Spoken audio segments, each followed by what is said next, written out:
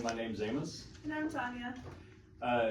We have gone through previously talking about the circle diagram where we talk about each of the stages of the continuum of use. After that, we usually go into a process of talking about psychological dependence. One of the things I'd like to do in this particular instance is changing up the way people see psychological dependence when it comes to substances, but in general, I set it up with a series of questions. Most of the time it will be set up in a way of, if you've ever experienced a loss of a family member, a friend, a loss of a relationship, or even a job that you really wanted to keep, what are some of the symptoms or some of the experiences that people have as a result of that loss?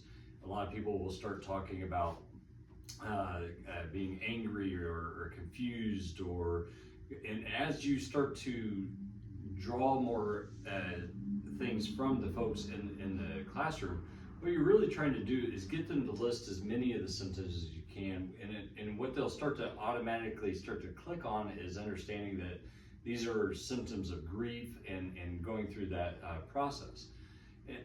What is usually a difficult jump for folks, though, is to kind of relate this to substances or something along that lines.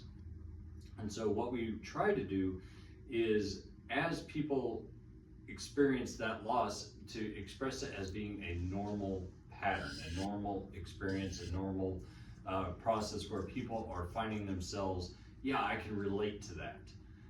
Well, as people have developed a relationship, in the circle diagram, that's what we really focus a lot of attention on, is in that end stage, in that late stage dependency or a relationship, if you will.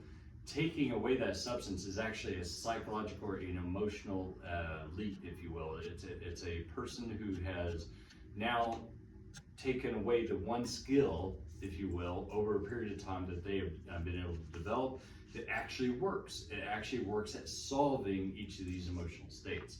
And so just like we would expect to pick up a phone or walk into a room and see my family member or the friend, or expect to wake up Monday morning and go to the job, that longing or desire, if it's been a part of my daily living, is now taken away.